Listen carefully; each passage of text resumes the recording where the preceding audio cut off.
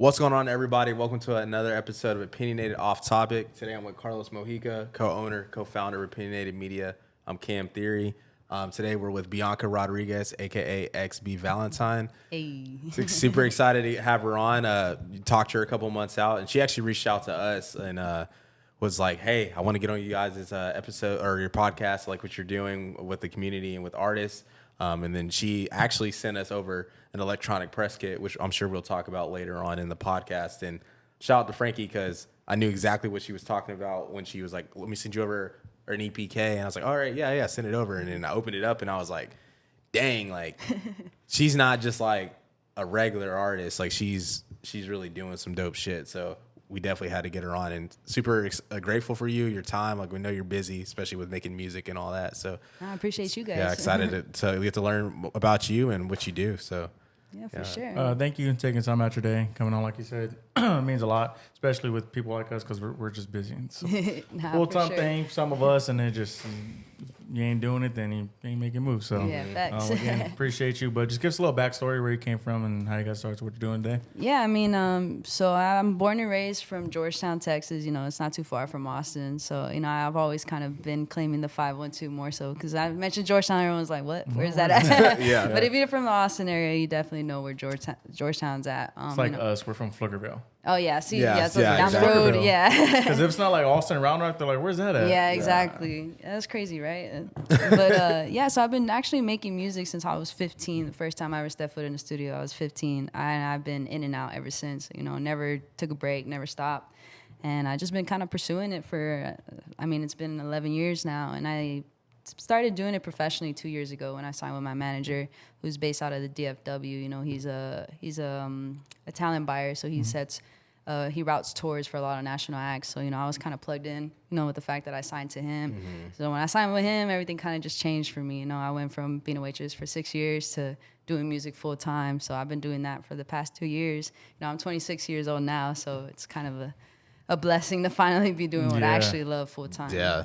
You're the second artist. You're the last artist we had on, Stephen Q.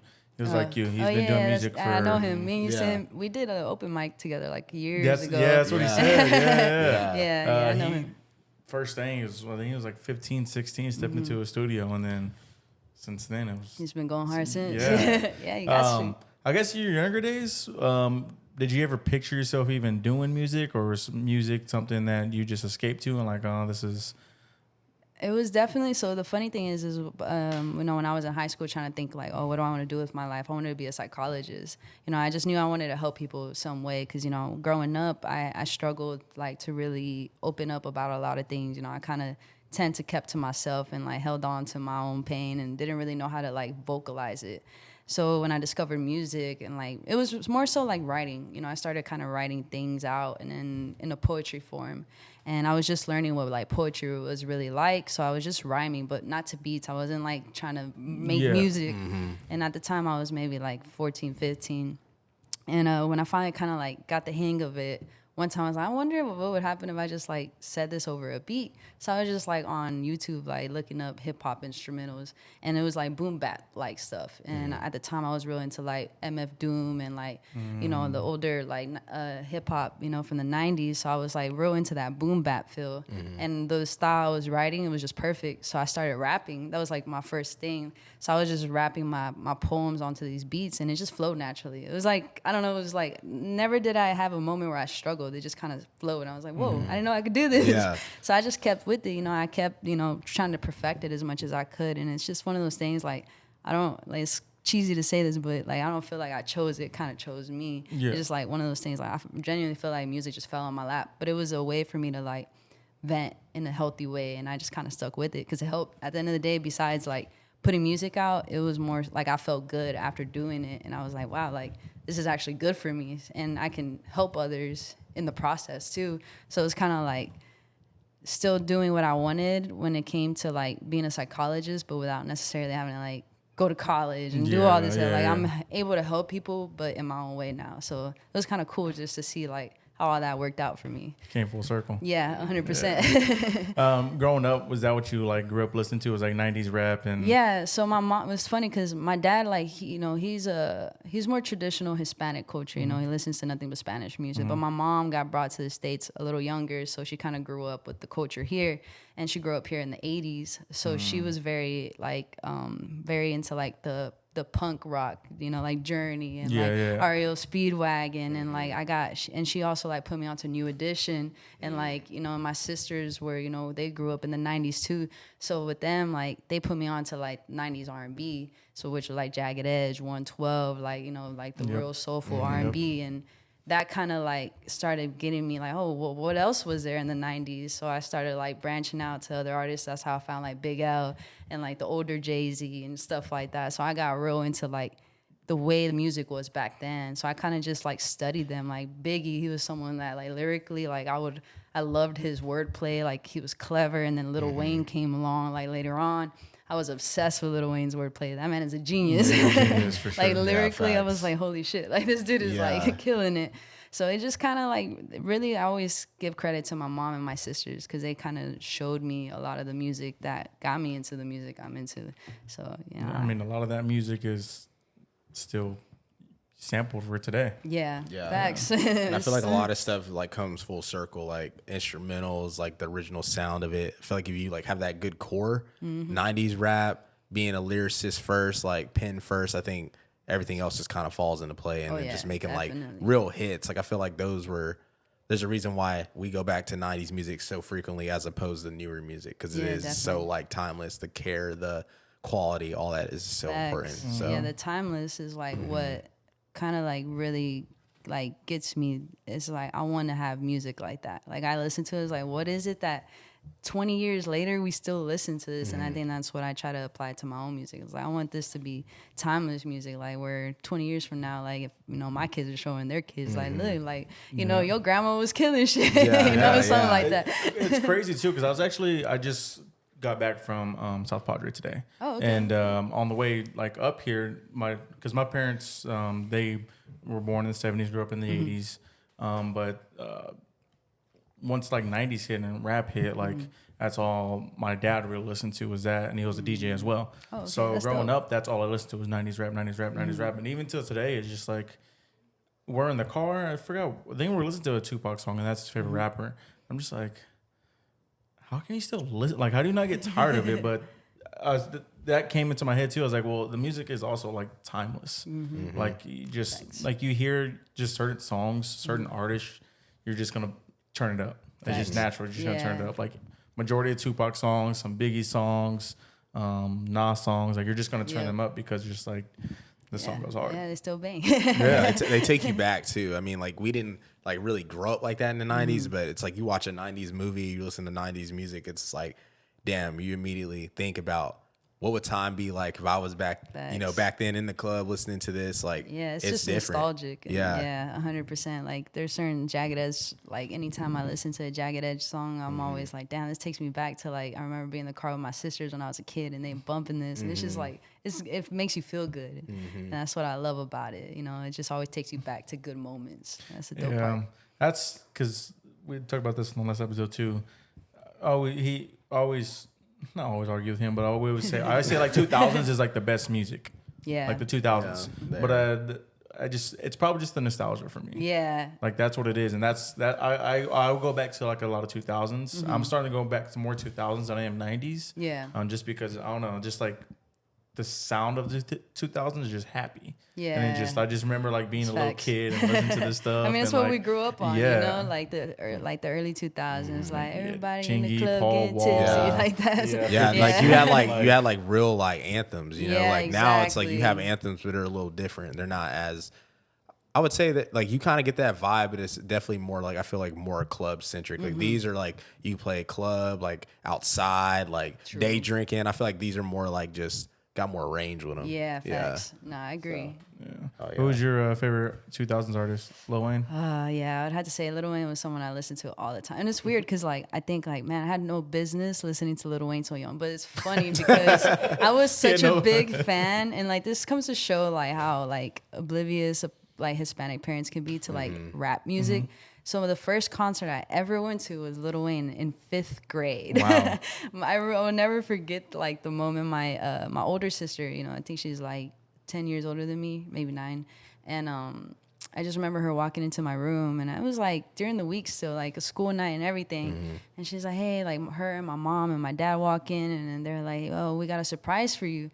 And I'm like a young little kid. I had never been to a concert before in my life. And we were like, oh, we got you tickets to go see Lil Wayne. Man, I was so excited. I just remember pulling up into it was at a rodeo somewhere in Austin. That's where the concert was. Austin Expo. Yeah, it was a long time ago. Probably. But I just remember thinking like, damn, this is crazy. And it was like when Lollipop was still like. So the Carter 3? Yeah, it was like to the prime. So it's crazy to think. I always tell my mom, like, do you have any idea what kind of like rap show you like allowed my sister to take me to? But she's like, all I knew is you liked Lil Wayne, so we got you tickets. So it's crazy. Man, that was a great album. Oh yeah, Like listening to Legend. man. Legendary album. I was like in elementary school listening to "I Feel Like Dying." Nah, for real. That's how it was though. Just like, I don't know. Well, Yeah. for me it was a little bit different. Maybe for him too, because I grew up listening to that, and like, like that's all my dad played. So like, I was already used to that. Like my dad knew what it was, and like knew what it like you were was about. exposed to So it. like I was already exposed to it. Because I mean I was fucking 3-4 years old. My dad's in his car, just has 212s, just bumping rap music. That's just how I grew up. Yeah. So once you like kind of figured out, all right, I'm pretty good at this music thing, and then I guess how did you go about telling your family that you were like, okay, I'm wanting to starting to make music, and then even like your friends, like I guess how was the first initial like reception of that? It's kind of crazy. I don't think I've ever really thought about how that all like happened, but it all really started because my cousin, who unfortunately passed away, he growing up, like it was me and his little brother. We were really close. Like we always considered each other like brother and sister. And he like one day was like, we're a little younger, we're like drinking and stuff, and then I just remember that's my first time really like drinking with him, and we used to just drink there at my aunt's house because she would just be like, if y'all gonna do that, just do it here. And that was the first time he was like, I want you to freestyle. He's like, you be saying you were rapping and whatnot, like show us. Yeah. And he puts this beat on, and I was a little like buzzed, and I just remember I freestyled the whole beat. And I will never forget his reaction because he was like, yo, what the fuck? He's like, I didn't know you could do that. Yeah. I just remember his little brother too. They're like, yo, what the hell? Like, and that day he told me like, you need to stop fucking around and get in the studio. Yeah. So after that, I did. I was like, all right, I'm gonna go and book a studio. So I did. Maybe like a month later, I finally got in one. And I started little by little. I didn't really want to tell nobody. I wasn't posting nothing. And finally, some kid that I went to school with, he was like, hey, you down to do a song with me? I was like, fuck it. So I went over to his house, and he had like a live microphone. It wasn't like a condenser mic. We recorded a quick little verse, and then he posted it on his Facebook. But back then, I guess SoundCloud wasn't a thing yet. So we just like told everyone to comment their emails, and we were going to send the song to them. And that was like the first time like me really like posting, I make music. And I would say the majority of me being in high school, no one took me serious. Like people would, I know people would say stuff like kids would like be like, oh, so you're rapping now, like, like teasing me. But that's what made me kind of like, oh, I want to keep this to myself a little bit more until like I'm improved to a point where people would actually take me serious. And with my family too, like I think to them it was just like, oh, it's a little phase, like you'll get over it. Especially like I come from immigrant parents. Immigrant parents don't want you to become a rapper. They want you to go to college, get a degree and whatnot. So it was kind of tough for me to like really figure out how to have people take me serious. So for the longest, I was like, I'm just gonna do it because I love doing it. My cousin was the one who was like, you're gonna be someone someday. And having him always say stuff like that is kind of what kept me like, all right, like if you believe in me this much, then I must be good. And I wasn't that great in the beginning, I definitely, it took time to finally, I guess, like perfect the sound that I have now because I was kind of figuring myself out, like what works for my voice and what doesn't. And it was just some point, I think it wasn't until I got paid for like my first show, that's when my parents were starting to kind of like, okay, like, this might not be just a hobby. Because even like when I was still doing stuff, they're like, so you thinking about going back to school? I'm like, nah, like you don't see I'm doing this. So it definitely took some getting used to. Like again, my parents are very much like, we want you to go to college, do it like this, do it like that. Like, you know, they come to this country to give you a better life. So it's a little hard for them to adjust to that idea. Like, oh, you're not going to go to school and you're going to pursue this career that's not very promising. But I think now, like, everyone around me now, like, really sees everything I've done. So they're like, okay, like, you showed us this is very much possible. But it took time. It took 11 years. So, you know, I think it's still an adjustment for my parents every now and then, because it's like music is just one of those things, like, the harder you work, the more you're going to get out of it. And if you're not working, you're not going to get anything out of it. So it's just, you got to keep going and keep the momentum going. And it's hard, you know, it's not like any other job. Like, you show up regardless, you're going to get paid. But it's like with music, like, the more your name has value, the more you're going to get paid for certain things. But if your name doesn't have value, you're not going to see that. Exactly. You know what I'm saying? So it's tough, but it's doable. And I think it was a challenge to show, like, more so my family, that I'm not, you know, just out here wasting my time. Yeah. I can see why it's hard for your parents too, because I just came from Mexico as well. I just went to Progreso, just the border. Oh, okay, yeah. And but over there, just nothing but hustle, hustle, hustle. Like, they don't, like, you just see the infrastructure, you see the people, they have nothing. Literally $1 for them is so much money. Oh, and yeah. So for us, it's like, oh, it's $1. Yeah, facts. And they're just people just hustling, making their own stuff, selling it. Do you want this? You want this? And obviously in Spanish, and then your parents come over here. It's like, come over here for you to, like, go do music. Yeah. Like, you can easily go to school. But I think for, like, our generation parents, and a little bit older, they just kind of have to realize that college is always going to be there. Facts. That's the thing. You can always go to college whenever you want. Like, this stuff we're doing now, it's not always going to be there. You can't just, I mean, theoretically, you can't just do it whenever you want, but it's a lot harder to do it when you're older than when we're young. Facts. Yeah. We have no kids. We have no major obligations, stuff like that. So, like, why not just do it now? Yeah. And if it doesn't work, we tried, we were young, want to go to college, go to college. Facts. No, 100%. And then you also learn a lot more, because you're like, oh, I don't know what I want to do when you're in high, because you don't know what you want to do in your high school. No, 100%. Then you grow up, you learn a lot more. You see what you like, see what you don't like. You're like, okay, and well, this is what I want to go to college for. Yeah, and then the thing too, like, the cost with college, like, if you don't have, like, a scholarship, or you don't come from, like, a well-off family, and if you have to, like, you know, either get loans or go into debt for it, it's just like, if you don't know what you're doing, like, you know, it's okay to take a couple years, and then you found your passion, and it's like, now it's paying off, instead of, like, trying something out because it's, like, the right path, and then you're like, oh, well, I got this debt, but I didn't even finish. So it's definitely, there's all kind of factors into it. So, like, once you started making music, and then I guess, like, what was the first single / like, project you put out, and I guess, like, how was that reception? Oh man, the first project I ever put out, 'cause I didn't really drop any singles, but I released an album when I was like 16 or 17. It was the first album I ever did. And I printed, I think, like 50 CDs. I remember I went to Best Buy and bought, like, the blank disc and just printed, or, like, burned a bunch of them. Man, I fried my computer doing that.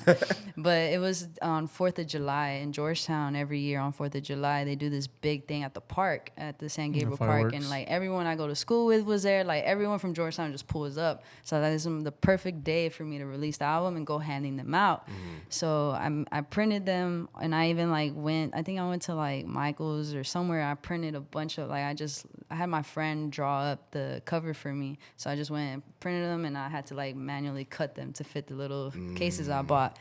And I went to the park, and I remember posting on Facebook, hey, I'm going to be at the San Gabriel Park handing out CDs. If anyone wants one, just let me know. So I had, like, people coming up to me that were, like, that I was cool with, like, hey, like, let me get a CD. So there's, like, randomly, like, 50 people that have, like, my first album. That's dope. So yeah, that was my first project I ever put out. And honestly, I cringed listening back to it, because I was also, like, 15, 16. So my voice, like, I still, you know, I was sounding like a little kid when I listened back to it. I'm like, geez, but it's just so cool to hear, like, damn, like, I'm glad I don't sound like that no more. Like, you can hear the progression.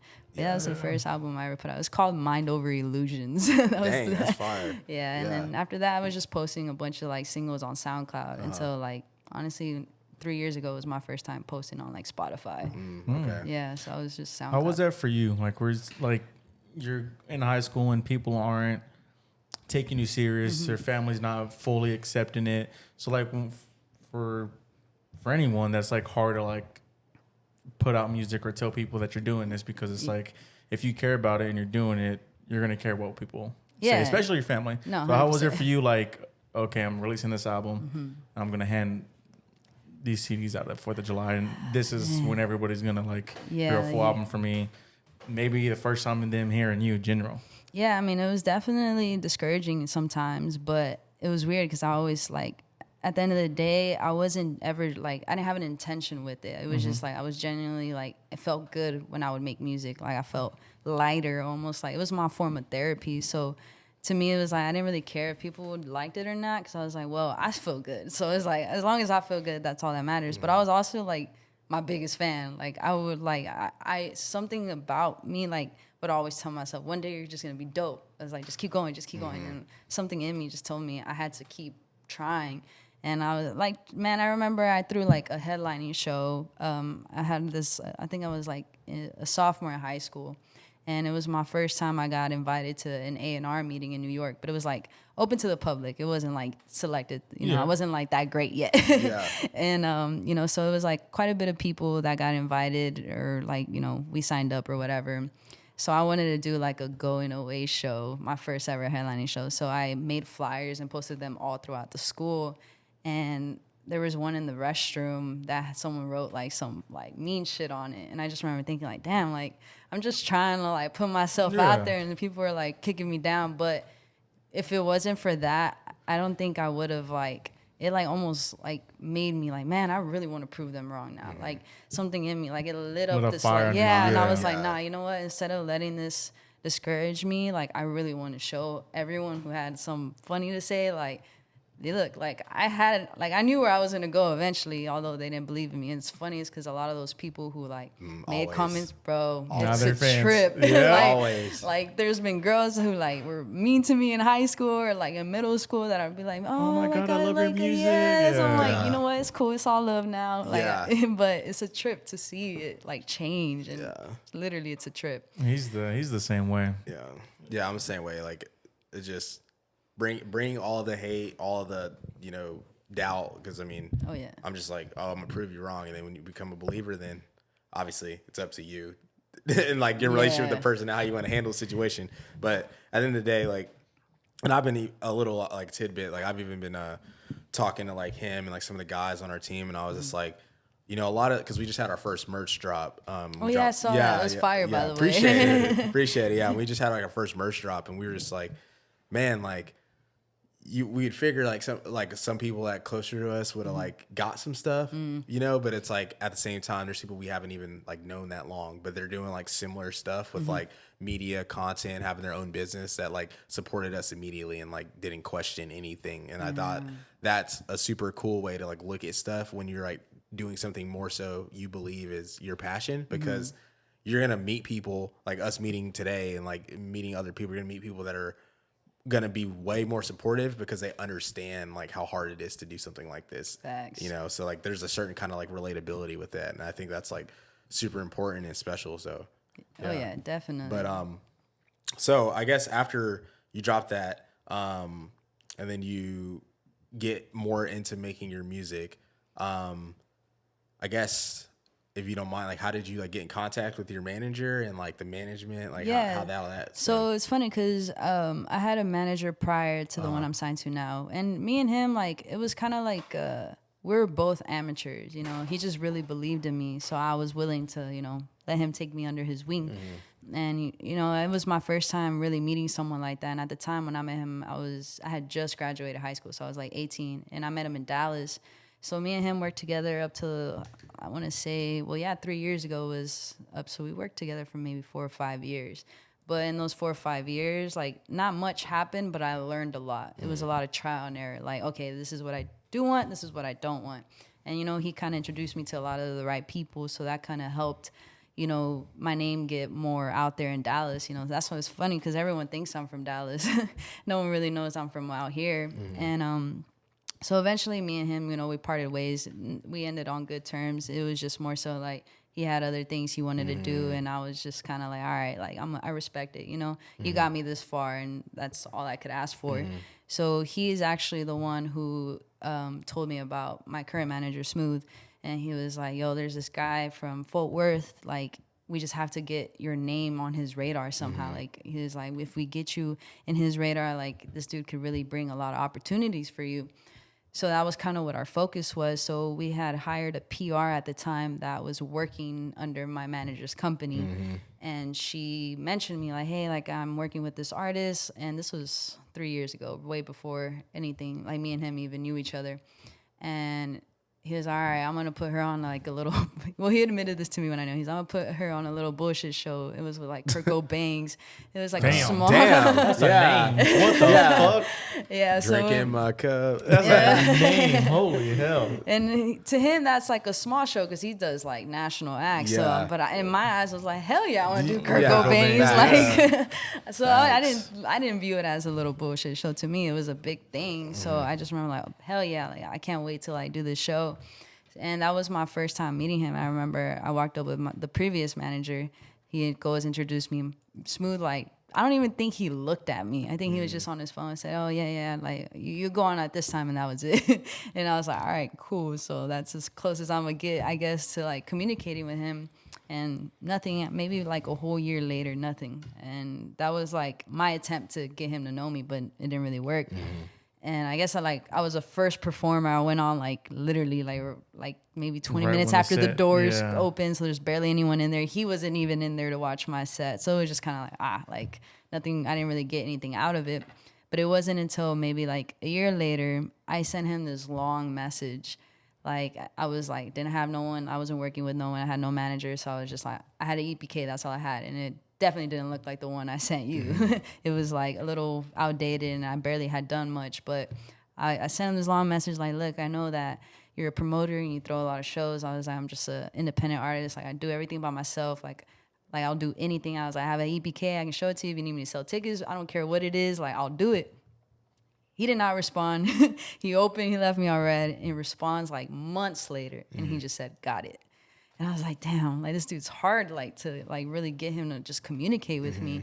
So I gave up. And then literally, like, I want to say a month later or something, he follows me on Instagram. And I just remember freaking out. I was like, oh my God, like, he's watching now. Yeah. So I started like posting almost every day, like just like little freestyles or video or verses from songs, like anything, like with a snippet, whatever it was, I was just posting every day.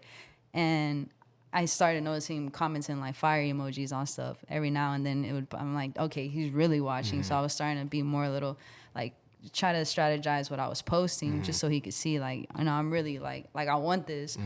And finally he reaches out to me. It was during COVID. He had started a YouTube series where it was like virtual performances. And he was like, hey, everyone, I'm inviting 6 artists. They're all going to do a cover to one song of their choosing. And, you know, you can make it however, like make it your own, whatever. And I was like, all right, bet. And it was in Fort Worth. So I drove there. I was like, I wasn't going to say no. I was like, I have to like take this opportunity. And that was my first time really like meeting him. And he was just like, I love what you're doing. He's like, I invited you just because, you know, I'm thinking about starting a management company. He's like, I never managed artists before, but I've been working with artists for years. And he's like, I'm thinking about managing you and a few other artists that are here. And I was just like, whoa. I wasn't not expecting that. I was like, I was just trying to get you to like me. Yeah. So when he told me that, I was like, holy shit. Like, yes. Like, you know, I was like, okay, I was trying to keep my cool. But he's like, you know, we'll keep talking from there. And I just remember, like, I want to say maybe a week or 2 later, he's like, come back to Fort Worth. Like, let's sit down. Let's get dinner. Let's really talk. And so we did. And that's when he was like, you know what? I think I just want to manage you for now. And I was like, oh shit, like you wanted to manage and all the other artists that were there were phenomenal people. So I was intimidated because like they were all singers and I don't sing. Like I'm a rapper, you know, like, I mean, I like harmonize, but like live vocals like that, I know I can't, you know, do it the way. So I was taken back by the fact he was like, yeah, I want to manage you only. So I was like, oh shit, like, but it was a reminder like, damn, like I'm a lot doper than I give myself credit if a dude like this is showing interest in managing me. So literally like a month later, we make it official and he strategizes the whole run for me. Like the first single I dropped is with Kap G. That was like my first thing that I did with him. Wow. And then the second one was with Dizzy Wright. So it was just like nonstop. That's another name. Yeah. So it was just like, and then the Baby Bash was after that. So I had like So I had 3 big features, like literally not even back like 5 months. Yeah, that's crazy. So everything was happening so fast. And he was like, you know what? You should just move out here. So I moved to Dallas. was. I lived out there for like almost a year. But being out there, like, everything really changed for me. That's, you know, like, I don't want to be, like, name dropping, but, like, I started doing a bunch of features. I ended up doing one with Paul Wall, and I did one with Bone Thugs. And, you know, he just kept making things happen. So it's just crazy. Like, he really changed my life, to be honest. And now he'd be managing, like, Louis the Singer, Crystal Poppin', and he, you know, he's a booking agent for Chris Perez, which is Selena's husband, or widowed. Excellent. Yeah. So, yeah, it's just... Yeah, I mean, it was a tough journey to get him to know me, but it happened. Yeah, it was worth it. Yeah. I always tease him about it. It's like, man, you left me all red and you broke my little heart. Everything happens for a reason. But no, I think I just also wasn't where, like, at a good space yet. And I think everything happens at the perfect time. Like, I think I can officially say, like, I'm ready for whatever. Yeah. And back then I wasn't confident. So I think it was probably a good thing that me and him didn't cross the path sooner because I had a lot of growing to do still. So happened exactly when it was supposed to, I think. How'd you find out what an EPK was? Because well, obviously we're not in the music field, so we barely found out what it was, and it seems like a lot of artists don't know what it is. Yeah. So was it like your first manager that taught you about an EPK? Yeah, Because it seems like it's very important for an artist. Oh yeah, I mean, especially if you want to, like, let's just say if you want to book a venue or something, a lot of times they're gonna ask for an EPK for the artist, so they can, you know, decide like, okay, is this artist gonna sell tickets, or what do they do? Who are they? Because a lot of times they're not familiar. So it's just like it's almost like a resume. You know, when you go to a job, they're gonna ask for a resume. It's kind of what it is, to show whatever it is that you're trying to do. They can at least be like, all right, it's like a whole summary of everything you've done. So I didn't know what it was until my previous manager, he's like, hey, we're going to get you an EPK. I was like, I don't know what this is, but he tried explaining it to me, and I still didn't know what it meant. So the format we did it was through a video. So it was kind of like a mini documentary that we did. So I did it with Westside Media, and I did it with them years ago. I don't even remember how long it's been. And it was just like he would ask me questions, and it was like a whole documentary, basically. But I didn't realize I was like an EPK until he actually made me like a document version of it. And it didn't look anything like the one I have now, but it was just kind of like basically a flyer with a few bullet pins of things I've done, how many followers I had, my stream count. And that was it. So I didn't really like use it much because I didn't feel like I could do much with it. And so my manager now, he was like, we got to update. He's been updating it every couple months, like once new stuff happens.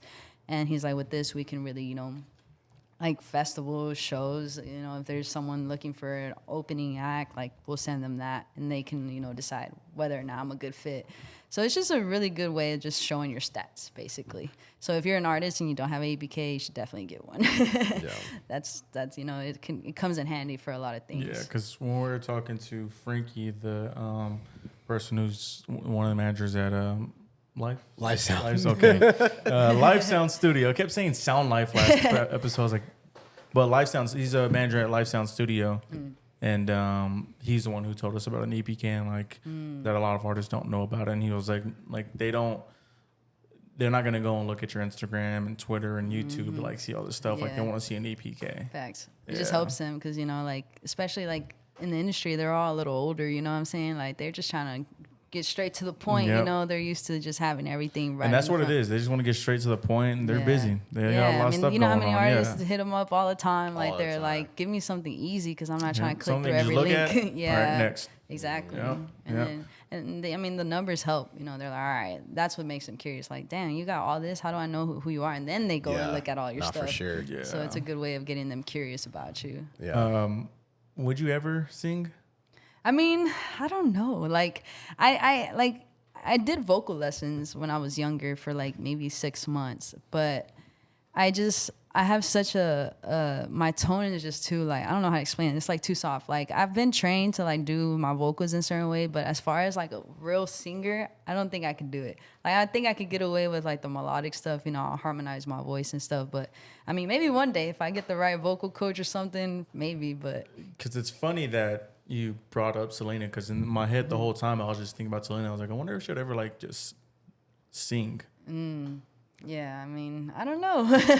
Guess would you ever do a full Spanish?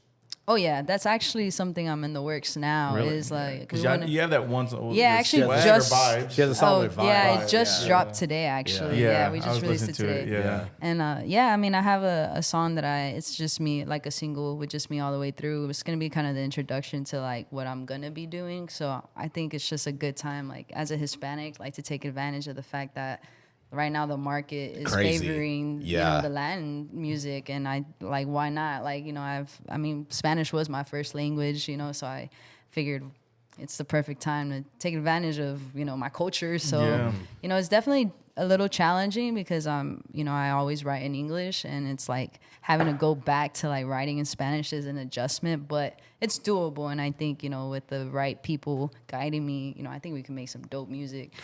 So I mean the whole Latin community just they put on for whoever man. it is. They're so supportive, like it's crazy. Would it be under like an your actual name, or would you do it under like a? I think it's probably still be like xBValentine, honestly, because we thought about it. Like my manager's like, what if you do like your real name? But I was like, nah. I was like, I think it just keeping it like just showing people that I could do both. Like if people don't like my English music, they can still be like, I like xBValentine Spanish music. You know, so true. It's still gonna draw in another audience. Because I feel like changing my name at this point, it's just like kind of like starting over, because it's your name that is what's like, bringing everyone to it. You know what I'm saying? So you kind of, I've been working to finally get people to know my name as xBValentine or whatever. So it's just like, I think that'll also help me keep the audience all in a whole, because you never know. The people that like the Spanish song that have never heard of me go and look at my catalog. They're like, yo, I kind of like her English music too. So I think it's just a good way of, expanding the audience. Yeah. So like looking at your catalog, like you mentioned some features earlier. I guess like how was that like working with some of these bigger names? I mean, honestly, it was really like I had like a weird time kind of processing it, because like a lot of it, I think like I didn't get to meet all of them. The only ones I was in studio with was Kap G, Baby Bash, and Dizzy Wright, and Paul. No, wait. Actually, those are the only 3 out of all the features. Oh, and Westside Boogie. They're the only 4 that and Westside Boogie was the 4th one. So those experiences are the ones that I kind of hold on to more, because with like Kap G was my first one like ever. Like I've never been anywhere near like someone of his like, what do I say? Like his Caliber, level. Yeah, there you go. Yes. Like, so to me, I was like pretty starstruck, but I was trying to keep my cool too. So that was like my first experience. And, he's more of a chill dude. So he's not loud, he's just kind of to himself. He just freestyled his verse so fast. And with Baby Bash, his feature happened the day after Kap G. So we were like trying to knock everything out like back to back. And with Baby Bash, I was super starstruck just because I kind of grew up more so on his music, and it was just crazy. And I got to smoke with him too, so that was kind of cool. Yeah. And that was just something I kind of like, always like remember. And with Dizzy Wright, the same thing. He was also a little more chill, but I got to smoke with him too. So I think like just being able to smoke with them kind of allows you to bond with them differently. Yeah. So I think with Baby Bash, like me and him are still cool to this day. He's someone I see regularly. So yeah, it's crazy. But Westside Boogies was like, I was so nervous because we actually flew to LA, and like soon after we landed, we pulled up to his studio, and he's just like, I think he was the biggest artist I had worked with at the time. So it was just like, damn, I was like, I can't, like, I was like overthinking how I was acting. I was like, I had to like just chill. Like, I'm only going to speak if I'm spoken to. Like, but he was so cool and super friendly and just like showed a lot of love. And he kept telling me, he's like, yo, you killed this. Like, he kept complimenting the song. And that's just something I always like. There's a video of us in the studio together, and he's like, yo, she's next up. And I was like, damn, like that's crazy for someone like him to say that. And those are just things that are reminders that I'm doing exactly what I should be doing. If artists, to that level are giving me the compliments that they do or willing to work with me. So yeah. I'm glad you asked that, because I've always wanted to ask like people who have like big accomplishments. Like, how does it feel? Like, do you ever like look back and like just look at what you did and realize like I did that? Because when you're a famous athlete or just a famous person in general, like you just don't have time to sit back and like, I really did that. Yeah. So I've always like wondered like how like has it hit you yet? Like or do you even realize that like you did that? I think it's funny because I don't think I had moments like that until recently. Just because, like, since I signed with my manager, things were moving so fast. It was like nonstop things. Everything was just happening. So, like how you said, you don't have the time to really like digest everything. You're like, oh shit, like I did that because everything is just one thing after another, and the thing you did before is not as big as the thing you did next, and it just keeps getting bigger and bigger. So each time you're like, well, I want to see what I can do next. But like recently, things have been a little bit more chill. So I've had more time to like really like reflect and kind of just see like, damn, like everything I've done in the past 2 years is crazy. Like, and I just went on my Instagram one day and I was just started like actually looking through everything. And I was like, whoa, I was like, the big thing that I did was I had a billboard in Dallas right off the highway. And that was like, fire. And I remember like, damn, I was like, when that happened, I was like super excited in that moment. And then the next thing you know, I'm having to focus on something else. Like my manager's like, all right, I need you to work on a song for this feature. So it's like you're constantly being like reminded like, oh wait, okay, the next thing. So lately I've just been like, wow, like I really did so much. And there's so many goals that I accomplished. Like, when I met my manager, he asked me, what is something you really want to accomplish? And I was like, I just want to sell out my own headlining show. I was like, I just want to do that. And I did like last year. Nice. And after that, I was like, wow, like now what? I'm like, damn. That's badass. So it's just like, it's one of those things. I watched this interview once with J. Cole. He's like, success is like a never ending ladder. You just want to keep climbing it all the way to like, and it's never ending. And I didn't understand that then because I hadn't reached a lot of my goals. And now that I do, it's like, wow, like it just keeps getting bigger and bigger. Like I told my girl one time, she was like, man, you're like, I was getting recognized in like random places.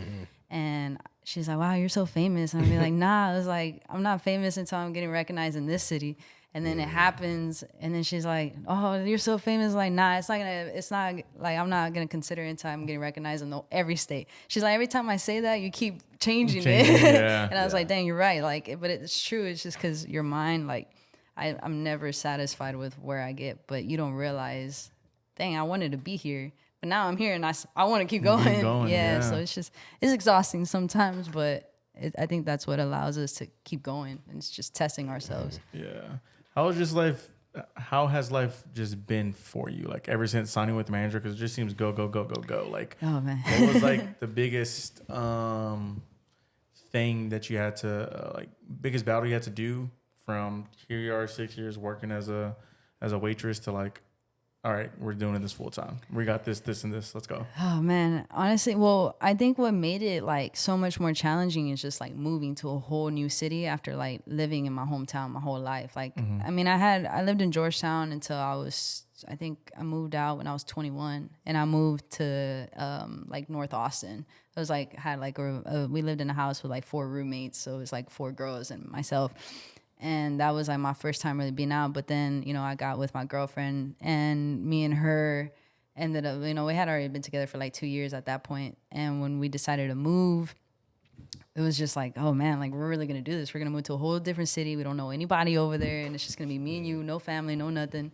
And the only thing too is my manager lived in Fort Worth, and I had already like decided I wanted to move in Dallas. I was like, I don't know if I really like Fort Worth like that. Nah, for and sure. I was like more familiar with Dallas because I had been going back and forth for years. And we ended up moving into Deep Ellum, which is like, if you've never been to Dallas. Yeah, definitely. Yeah, lived in there. I didn't really like, when I first started going out there, like Deep Ellum was known more of an artsy, very family oriented like space. So I was like, okay, we lived at Adam Hat's Loft, which is like right at the corner of Canton Street.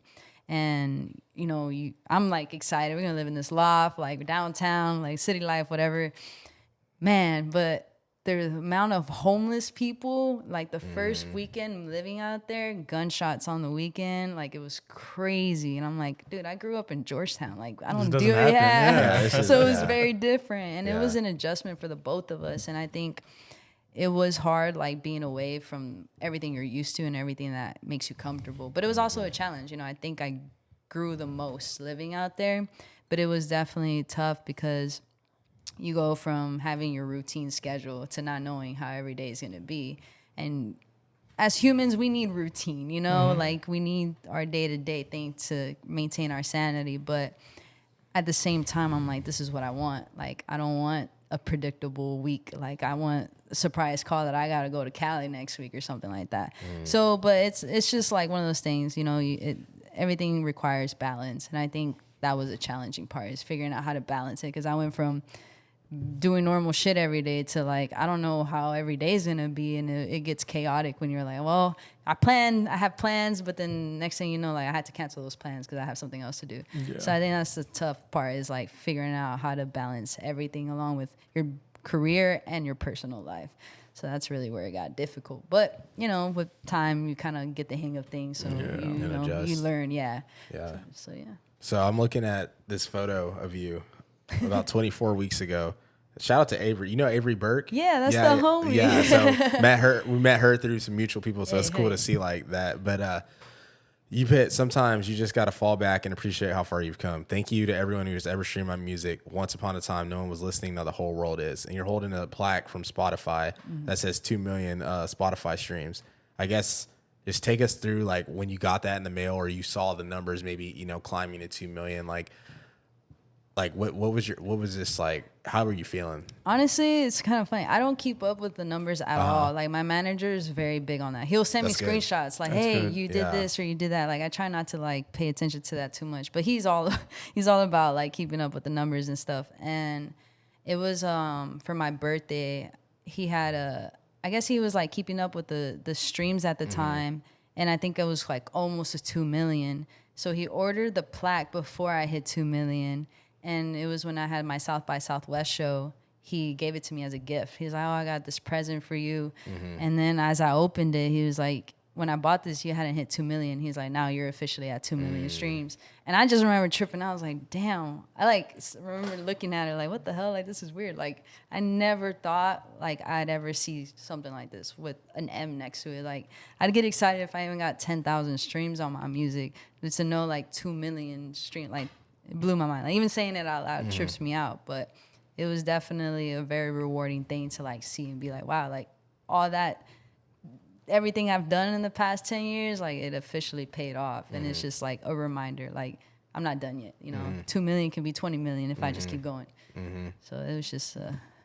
Yeah, it also like just kind of makes you think like back to the high school days. It's like, oh, we're not taking this serious, or the people writing the stuff on the picture, and just like...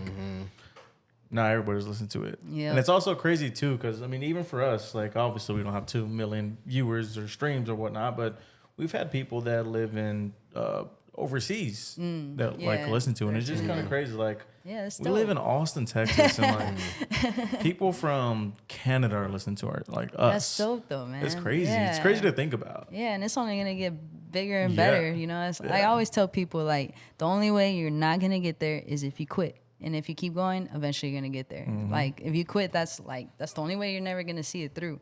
So as long as y'all keep going, y'all, you know. That's like because like we see this stuff and it's like, oh, this is cool, but a lot of people don't. Obviously, nobody ever sees the work that's put in. Oh yeah. And doing stuff like this, really anything, to make it, it's a slow grind. Yeah, for like sure. It's gonna take time. It's gonna take years, and people will start making music and like not see anything in return. They'll start podcasts, not see anything in return. Yeah. Start whatever, not see anything in return. And it's like you can't just expect this stuff to happen overnight. Yeah, you gotta keep going. Yeah. It's just like Michael Jordan become Michael Jordan just by like chilling every day. He practiced to become Michael Jordan. Like, you know, he put in extra work more than anybody else. So that's how I like to see everything. Is like I can't expect to be a great at, you know, what I'm doing if I'm not at least putting in the work, you know, like that's just not how life works. You know, you can't just sit around and expect things to happen. That's true. You know, if you wanted to, you got to, you know, apply the work or put in the work, and you'll see it through as long as you know, try. Yeah. So I see that you've gotten like, you're pretty creative with like your content. Like you take the time to like, you know, show like behind the scenes stuff, or like, I just like watch one of like the little vlog things, and you posted like, oh, I wish I could, you know, explain like how I want it to be full time, and you know, get to that point, and then you're posting like kind of your day-to-day life and showing like what you do throughout the day, and then you have like little snippets of like you setting up the camera behind the scenes, and it's like you recording like in your room. Your room's super dope too, like vibey as well. Vibey as hell. And it's like just doing like content, and then I see you have like the Apollo interface. The interface, yeah, that's the one all my artist friends say, like, that's the interface. Yeah, you need that. So I see, like, you're just doing all this content and stuff. Like, how important, I know you said you had made a bunch of content for your manager to kind of see you and get noticed, but I guess now, like, continuing to do the content, because a lot of people we meet that kind of do music, you can't just like post music anymore. Like, you're not just really gonna just blow up off a song like that anymore. Thanks. You have to kind of do the extra work, like showing videos, showing you making the song. So how important is that to you? And I guess, like, who taught you, like, to do that, or did you know how to do that on your own? Honestly, like, it's a little bit of both. So when I first started, like, before my manager, I would record at Lit Up AV Studios with Chris. Me and him have been working since I was 15. But eventually I learned how to record myself because of him. So I haven't really recorded with him in like 3 years. But at the time, I always had a camera. I had like a Sony DSLR camera that I got when I was like 15, and I still use to this day. And I would always just put it on a tripod and record all my sessions. And I was just like, I'm just gonna, if I like anything, I'll use a little snippet and post it. So one time I did, and I posted it on Twitter, and this was at the end of 2017. Posted on Twitter, and it ends up blowing up. I was not, like, that was my first time ever getting that much traction on the video. The video has like 1 million views now. And it was literally like 20 seconds of just like a snippet of a verse. And that's when I learned, like, oh, like, people like this stuff. Like, they just like seeing the behind the scenes of a song being made. And that's when I started like learning, okay, I got to do this every single time. So I kept doing it. And on Twitter, I was like, oh man, I actually have a fan base on Twitter now. So I kept making the same type of videos, kept posting them over and over and over until, like, you know, eventually, like, it kind of died down. But that showed me how important the consistency was. Like, I had a video that did good and people were wanting to see more. So I just kept posting at least a video a week, you know, try to like keep it going. And then eventually people get kind of like, all right, this is like, because it's the same thing over and over again. So I was like, all right, they're getting bored of these videos. So then it kind of forces you to get creative. You're like, all right, now I got to think of something else. The views are down, so like, how do I get the views back, or do something dope? And it's the hard part about being an artist sometimes. Like, the buzz is like a roller coaster. Like, you know, sometimes the momentum is like nonstop, and then sometimes it dies down and you have to figure out, okay, what do I do next? And that's like, you know, I always tell people, it's not, the hard part isn't getting there. The hard part is staying there. Yeah. So it's just like, that's the challenging thing. So when I met my manager, he has made it very adamant how important content is. Like, he's actually the one who tells me, like, just try doing something different. One time I was like, all right, I'm gonna do a daily vlog just to see how it looks. I was on TikTok seeing people do daily vlogs all the time. So I'm gonna try it. Let's just see if my day is entertaining. And I did it, and the video did so good. Everyone was like, oh, we want more of these. So I was like, oh shit, okay, this works. So I just kept doing it, and I was just trying to figure out different ways to, like, kind of give people glimpses of who I am without, like, being too much of myself, but like enough for them to be like, oh, I want to keep watching this, just to kind of get a feel for who you are. So I just kept doing that. And my manager is just very big on, like, you know, he would call me like, I need you to film 5-6 videos, post this one on TikTok, do this for TikTok, or post this for Instagram. Like, he's always been very, like, good at, and he does content of his own. If you ever go on his social media, that man has like different crazy content pieces. You know, he takes his time. But he has taught me a lot about, like, how to navigate my content too. So that's kind of like really, I mean, it went from learning how to do it myself, realizing that, oh, you know, it's getting boring for the people, to him, like, kind of guiding me, like, oh, this is what people like. And people's attention span is very short nowadays. Yeah, you can't give them anything too long, because they're not going to watch the whole thing. No, that's short form. That short form is I mean, it's just, your manager's smart, because content is just, no matter how good your music is, if you don't have the content, it doesn't matter. Oh yeah, and I've seen sometimes, like, overproduced content doesn't do good either. Like, I've seen, like, just me filming on my phone sometimes is better than when I actually paid someone to shoot a dope video, like, for me. Overly cinematic. Yeah, it's just like too much for people. Like, they kind of want to just feel it more like an intimate thing, I guess. It's like, but it's crazy to see, you know, how different content is received by people. A lot of, well, for me, I don't know, I'm not going to speak on a lot of people, but for me, I like to see the more personable stuff. Yeah.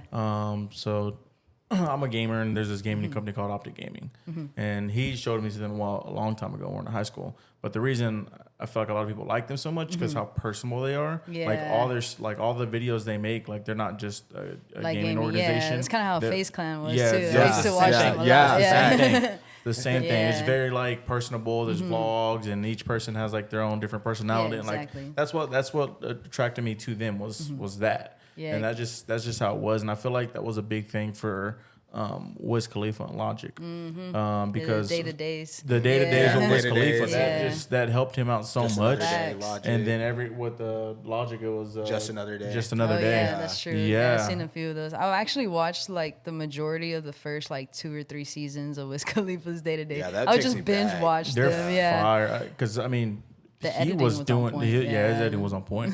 I mean, he was doing content before anybody. Yeah. And I think that's why he's so wealthy now. Which because I mean, nobody was like doing that, and especially during that time, what was it, like 2010? Yeah. Like YouTube was early young, and then he was just making content because that's when Rolling Papers just came out. Oh yeah. Yeah, and that's when I started watching was Rolling Papers came out, and he was like doing the whole Europe tour. Then he I know exactly previewed the California video on there, and it's like it was just all the fun stuff, like all the behind the scenes and the RV, and like people like that. Hell yeah! I mean, I was there watching it, and it all started because I would always look up like whatever artist I was like a fan of at the time would be like them in the studio, and then sometimes their vlogs would pop up. Yeah, and I feel like too, like with like Logic with even like Kenny Beats, like how he has the Cave series, like making content, and then like Currency, like Larry June, like a lot of these artists, like they might not be the ultra mega superstar, but they're pretty well off and make a ton of money, and they have a super passionate fan base because they made all that content that was super relatable. And a lot of these artists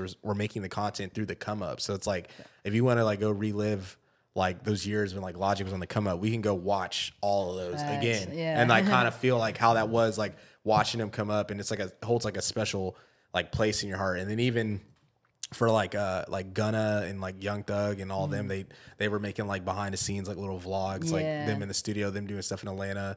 Then you have like the Revenge of the Dreamers, like they like filmed a documentary for like that week album session with everybody, and it's just like damn, bro, like this is crazy. the Dreamville one. Yeah. I saw that one too. That shit was crazy. Yeah. So just stuff like that, I just feel like that's super important because you gotta tell the story. Like you can put out a dope song, but that could just be it. But then if someone has a connection with who you are and like, oh, like, you know, Bianca, like, you know, I watch your content. Like, I feel like there's kind of like a connection. So the music's going to resonate a little bit more. Yeah, facts. Because it's like you're giving them glimpses and like a reminder that you're also human. Like, we're no different from each other. And I feel like as a listener, you kind of like that because it makes you feel closer to the artist. Like, oh, like actually, like you're exactly a lot like me. When he was talking about it. Yeah, so I think that's the cool thing. And I think that's why I was like such a big fan of Wiz Khalifa too, because I was like, man, like this dude just seems so cool. He's a normal person. Yeah, he just got a lot of money. Likes to hang out with friends and be goofy. Yeah, exactly. So it's dope that artists do that. You know, I definitely think like that's a good way of giving your fans a little piece of you. So. I'm looking at a picture. It says, "What a way to celebrate an album release." Thank you, Houston. 11 weeks ago.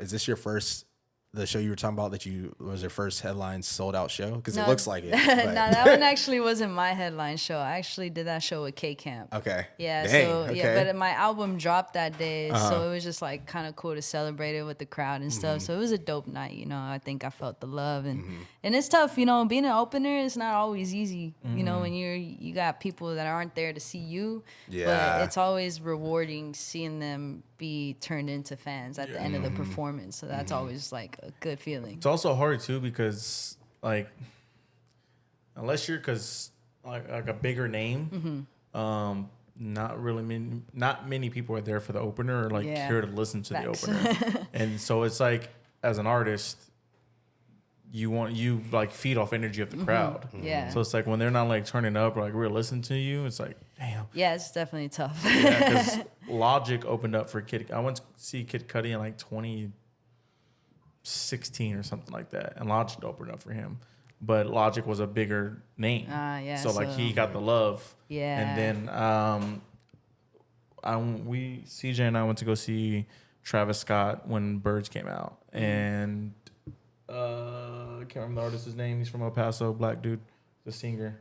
Khaled? Oh, Yeah, Khaled. yeah. But like, I didn't really know of him, but and his music wasn't also like The same. the style, same. So like yeah. everybody was just Completely like different. Everyone came there to rage and shit. yeah, Homie over here just singing love songs. yeah. So Nah, for real. that's like the other hard thing about being an opening act. Yeah, no, it's definitely tough. I've had some intense, nights where it didn't go my way, but it's a learning experience for sure. But it's also part of the journey as well. Oh, yeah, because it's definitely. like when you are the opening act and you do have your sellout show, it's like I remember being Yeah, you 10 remember people like in the crowd. what it Yeah.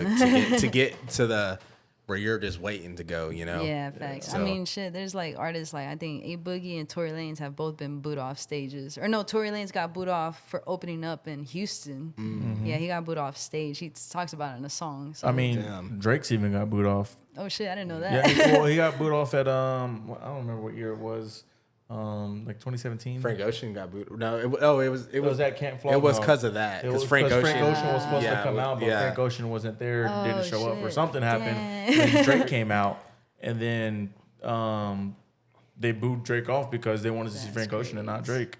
Wow. And this was at Tyler the Creator's Camp Flog. No. That's crazy. Yeah. Yeah. Wow. So I guess question for me is like we ask every artist this question from Austin area, but like obviously you've been doing some dope stuff and like you've been able to kind of break out of like the local scene, like you've been able to like work with some bigger artists and kind of elevate your brand and take yourself serious. Like I mean, even just like sending us that DM and being like, oh, here's my EPK, like right away, like just doing it a certain way. I guess what would be your advice to other artists in the city that are super talented, but maybe they don't have the connections to get to a certain place, or just like trying to break that stigma of like artists from Austin don't make it? Yeah, I mean, I think it's all about how you present yourself. Like, I think that's something my manager taught me, because as long as you move with confidence, people tend to receive that in a way like, even though something could be so small to you, if you present it in a way that it's bigger than what it actually is, people receive it like it's a big thing. And I think that just comes with, you gotta celebrate the small things, no matter like if it's like, how would I say it? Like, for example, I made the top Latina list or top Latin artist list, like top 25 or Top something 20, like that. yeah. And honestly, like, I didn't really care for it at all, but my manager has always been very big on like, this is something people are going to take very seriously. Like, maybe it's not much to you, but if you post it, do a little write how much it means to you, this and that. And you post it, and the thing ended up taking off. I was having people congratulate me left and right when, like, to me, it wasn't the biggest thing, just because there's just so much more I want to accomplish. But that's just, like, a good way of, like, kind of, for other artists, like, let's just say you have an article. Regardless of the article is a big magazine, I don't care who it is, small, big. Grab a piece of that article, post it, and just make it big. Because although might be not a big accomplishment to you, everyone else that supports you, it's big to them because they support you. You know what I'm saying? So present yourself like you're already that big artist, because people are gonna receive it in that way. If you're presenting yourself like, oh, I'm just a local artist, I'm gonna post a thing here and there, and like present yourself like you're a big artist. Like, do some photo shoots. There's people out there that'll hook you up where people don't charge a lot, and like you want to just present yourself like you're already doing it, and that is like what really kind of people gravitate towards you. They're like, who are you? Like, why does it look like you're doing this so big? But you gotta like remind yourself, like, just because you're not a Drake doesn't mean people aren't going to support you. You just got to, like, have that confidence in yourself. Treat yourself like you're already that artist, because people will receive that. Put it out into the universe. It's going to come right back to you. So I think just move with confidence. Tell yourself, like, you're already that artist. And people are going to eventually, come That's naturally. what, Stephen Q was saying. Oh, really? Yeah. That's crazy. Yeah, he was saying the same thing. He kind of already talks like that. It's like, Yeah. he'll say something like, oh, they know you. I was like, yeah, I know they know me. Like, yeah. Yeah, I mean, you got to. Yeah. I mean, honestly, like, a lot of that form of thinking came because I read the book from Russ, where he talks about, like, how important it is to really view yourself like you're already that person, you know what I'm saying? Because it just kind of helps you, like, like I said, and I was my biggest fan in the beginning, and that was what allowed me not to let like the negative things people would say affect me, because I was like, I'm already the shit. Like I'm like, like you know what I'm saying? Yeah. So now that I'm at a point, I'm like, I still tell myself that, but I'm like, well, I want to be bigger than that. And like nothing, I get told negative things all the time, but it's like, if it didn't affect me then when I wasn't doing shit, it ain't gonna affect me now. Exactly. Like I have too many people that have already made it known that I am dope, and I'm not gonna let anyone take that away from me. I had people who've been doing this for years that are in the industry that straight up told me. So I'm like, I hold on to that more than I'm gonna hold on to a little opinion. You know what I mean? Mm-hmm. It's dope too, because he has the picture of the top 20, and there's 2 followers on here that we have the same Tribe Mafia. We've had them on, and they follow you. And then with somebody else we had on, that was one of his friends, named I Am Difference. Oh yeah, that's the homie from Dallas. Yeah. That's so crazy. Man. When I was in Dallas, really good friends. That's crazy. Oh, I think I saw him. Yeah, he was on the we had him, and then Mikey G. Do you know Ralph Canono or no? He does like all the videos. Honestly, like a big time videographer for artists. If I see his face, probably. I'm not really the best with names, but you know what's funny is the person who put me onto you guys was Brendan Cole. Brendan Cole. Who is that? I don't know if he's from here or not. I think he's living here, but he like one time I was like, I don't know what was he on our show? I don't think so. I think he just knows y'all mutually through. But he was like, yo, you gotta check out this podcast. And I ended up checking you guys. I was like, damn. I didn't know. Like, I don't really know many of like Austin podcasts. Yeah. So when I saw you guys, I was like, this is dope. I was like, I don't see this much out here. Like in Dallas, there's so many, but out here it was just hard to find. So I was like, I told him like, thank you for putting me on. Yeah, so no doubt. Shout out Brandon. Yeah, appreciate you, bro. For real. Like he really. He put you guys on my radar. So cool. Appreciate that. I mean, I can sit here and talk days and days and days. You're a dope person. I appreciate it. Been fun having you on, and hopefully this is the last time. Hopefully the next time. We'll do some cool stuff in the future. I'm not too far from. You know what I'm saying? I appreciate you. And I appreciate that. But do you have any last things? I guess what can we expect from you, xBValentine? Definitely. Oh, and sorry, I didn't mean to cut you off. You're good. We didn't even ask. How did you get that name too, or how did you come with that name? So my birthday's on Valentine's Day. Oh, okay. Yeah. So and my first name is Bianca, but growing up, no one really ever called me by my first name. And I played sports, so everyone just referred to me as B. And so I just put the B and the Valentine together, because when I made my SoundCloud account, it was the first time I asked, "What's your artist name?" So I was there trying to figure it out. I'm like 15, 16 at the time. I'm like, damn, what is my artist name? Yeah. I went through Queen B, Lil B. I was like, I don't know which one to use. And I just remember thinking like, yo, Valentine. Like, because my mom used to always say she wanted to name me Valentina because I was born on Valentine. So I was like, I kept that in mind. I was like, but I don't like Valentina. Everyone call me like the hot sauce. It's like no, they're gonna make memes out of my name. So I just put the B and the Valentine together. But when I made my Instagram account, it was taken. Someone else had used it. So I was like, I'm just put the X in the front. But it wasn't supposed to be like xBValentine. It was just to like, you know, just have an extra letter. Yeah. So everyone started calling me xBValentine. So I was like, fuck. It wasn't intentional, but I kept it because it had a good ring to it. So now everyone just refers to me as xB. So that's fine. Cool. That's cool. Yeah, so that's how it happened. Cool, sweet. Yeah. But just things we can expect for in the year and some goals you have. Yeah, I mean, definitely some Spanish music is going to come from me for sure. If y'all haven't heard, I dropped one with Vibes. Shout out to Vibes. You know, it's a fire song. I don't know what y'all are saying, but it was good. I appreciate it. I like it. Yeah, thank you. Yeah, so I'm going to drop a Spanish singles maybe in a couple weeks. And, you know, I'm planning on doing a Spanish EP and maybe tour soon after that. That'll be fire. Yeah, so that's really where the goal. Do you have like I guess you don't really have any Spanish music, but I said, do you have a big like from like the South America and all that big following from them or no? Like I said, I never really look at my stats and stuff, but like the last time I did, I noticed Toronto was like my highest like listener of as far as like countries. So it was like the United States, Toronto, and then Mexico. I have a big family in both sides, so I feel like all those were just like my cousins and stuff. Yeah. They're like, I don't know what you're saying, but but no, it's cool though. Still, I mean, it's just word of mouth too. I mean, they listen to it. They're like, oh, this is my cousin. Facts. My cousins out there be like hella showing my music to her. Like, look, my cousin's doing this out there, so it's cool, you know. They show love. And then once you do make that Spanish, they're excited. They're like, yes, finally. Yeah, man. They're like, we can finally understand what you're saying. I was like, yeah, no. That's fine. They've been like, man, we're gonna do some cumbia. I was like, nah, that's not the type of music I'm gonna do. You ain't gonna see me singing no cumbia. You never do anything cumbia. with Chris?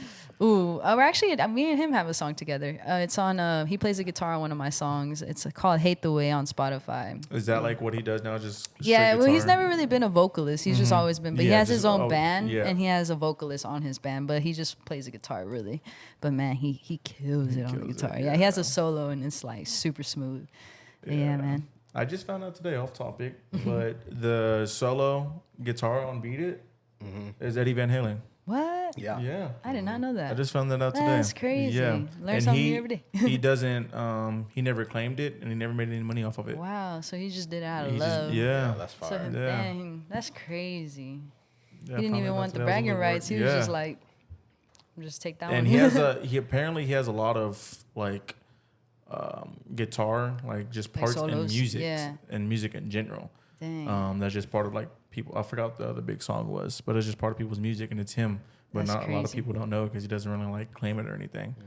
That's wild. Yeah. It must be nice to be like that well off and just be like, it's okay. I don't Yeah. need the money. Exactly. That's fire.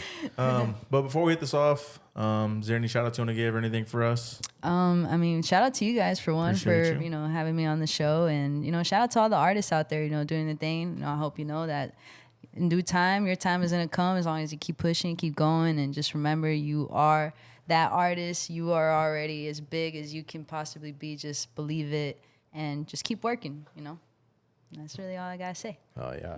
Yeah, that was dope. Make sure you guys check her out. You can find her xBValentine everywhere, Spotify, Apple, YouTube, Instagram, TikTok. We didn't even talk about your TikTok. She's going crazy on TikTok, too. So make sure y'all show her love. And, she's going to be doing some dope stuff, like super dope to see someone outside the city, just trying to do stuff and do it the right way and go about it the right way. So rooting for you. I hope you do the best and Thank you. just send us all your music. I mean, we love we got music. you. So we love music. We're always trying to get put on, honestly. I so. appreciate Like I that. said, I don't know. I'm Mexican. I don't know Spanish, but hey, if It's it okay, sounds be good, like it sounds good. And that's how Spanish music is. It just sounds good. Yeah, so I'll facts. probably As like it. as a Mexican, I honestly can't understand Bad Bunny, but we all love him. Yeah, you know no, what I'm saying? yeah, I don't hey. even think that people who speak Spanish really understand what he's saying. I be like, I think I understood that, but not really. I guess quick more thing. Does your Spanish EP working on? Is it gonna be like is it gonna have like any accordions or guitars or any like traditional Spanish stuff in it or not? I don't know yet. Maybe we'll see what happens. It's still in the works, so anything could really happen right now. But I definitely want to, somehow pay tribute to the fact that I am Mexican. Because I'm doing a lot of like Latin trap, and not a lot of Mexicans do that. But I definitely want to figure out a way to like incorporate that somehow, some way. We'll see what happens. Nice. But like Cam said, run up her stuff. She's family. Go show her some love. Go watch her stuff. Great music. I mean, I like it. It's chill. You can throw it on any time of the day. It's not like your traditional. Even though you did say trap, it's not like traditional trap. It's it's more softer. So I was listening on the way here. Production is fire too, production like is super fire. smooth. Thank you. Yeah. But that'll do it from boys over here at Opinionated. We'll catch y'all guys next time. Peace. Peace.